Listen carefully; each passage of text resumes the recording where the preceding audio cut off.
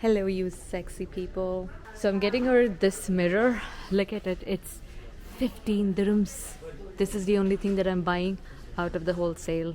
Then from here, Tia loved this toy here. It's just this one rail track. So that one is right here. It's for 79 dirhams. I got this one as well.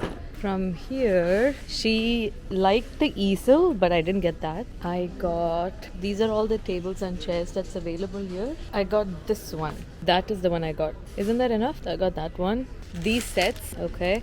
I got these plates, also these glasses, and they were all just $7. It's just $7, so that's good. She would not break it. Okay, I see that this is 89. How come the bill shows 99? Let's go check it out. This is another shelf that I'm getting. So this is the Trofast one. This one with all of the storage boxes will come to 350 dirhams. So that's one I picked.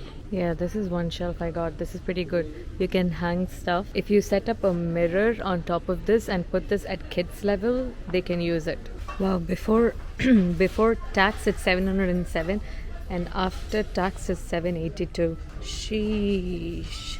Apple Pay.